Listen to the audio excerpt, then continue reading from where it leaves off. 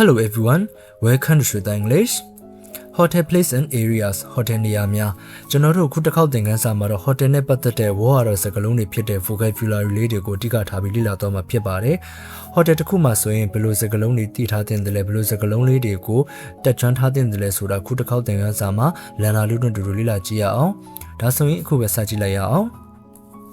hotel ဆိုတော့ပထမဆုံးစကားလုံးလေးတစ်ခုကတော့ hotel နဲ့ပတ်သက်တဲ့စကားလုံးက word က hotel ပေါ့နော်ဆိုတော့တနေရာရာကိုခီးသွားတဲ့အခါဒီမှာဆိုရင်ခဏတစ်ဖြုတ်နားခိုရာနေရာကိုကျွန်တော်တို့က hotel လို့ခေါ်ကြပါတယ်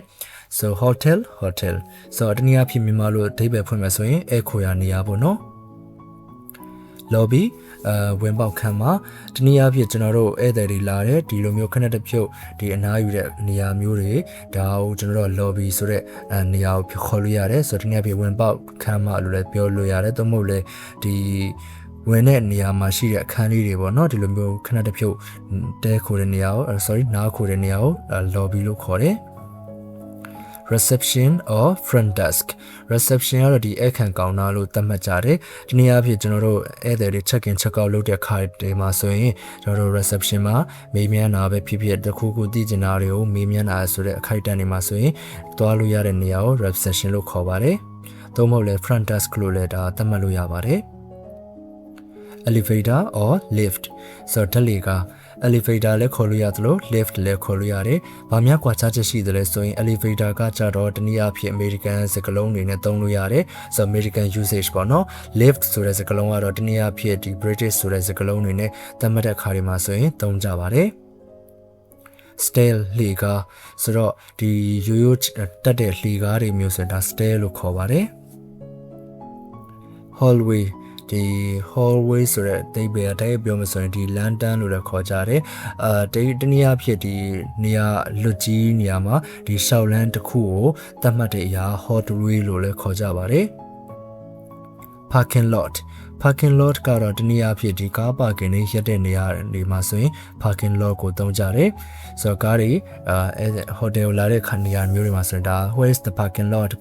ဆိုတော့ကိုကားပါကင်ထိုးမဲ့နေရာတွေကိုဒါမေးတာပေါ့နော်ဒါဆိုရင် parking lot ကကားရတရာနေရာ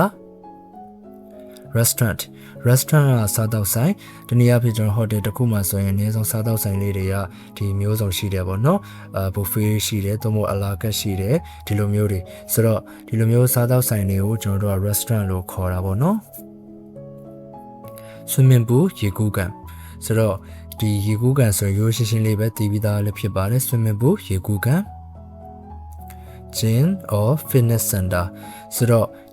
hotel တစ်ခုမှာဆိုရင်ဒီကိုကလေ့ကျင့်ခန်းတွေလုပ်ချင်တာပဲနေဖြစ်ပေါ့နော်သွေးပူလေ့ကျင့်ခန်းလုပ်ချင်တာဖြစ်ဒီလိုမျိုးနေရာကိုကမေးမြန်းချင်တယ်သွားချင်တယ်ဆိုရင် gym သို့မဟုတ်လဲ fitness center လို့လဲဒါမေးမြန်းလို့ရတယ်ကျွန်တော်တို့အခုတစ်ခေါက်မှာတော့ hotel တစ်ခုမှာရှိတဲ့ဒီနေရာမျိုးလေးတွေကိုကျွန်တော်တို့တူတူလေးလာခဲ့တာဖြစ်ပါတယ်ဆိုတော့ကိုကဘယ်လိုနေရာတွေနှစ်သက်တယ်လဲဘယ်လိုနေရာတွေမှာဒီကိုမသိတဲ့စကားလုံးတွေခုတစ်ခေါက်သိသွားလဲဆိုတာ comment မှာလည်းမျှဝေခဲ့ပါအောင်ဒီသင်ခန်းစာလေးကလည်းလန်နာလေးတို့အတွက်အထူးပင်အသုံးဝင်မိမယ်လို့လည်းယုံကြည်မိပါတယ်ကိုလီလာလို့တဲ့သင်ခန်းစာတွေသိကျင်တဲ့သင်ခန်းစာတွေရှိရင်လည်း comment မှာမျှဝေခဲ့ပါအောင်နော် Thank you for your attention see you on the next lesson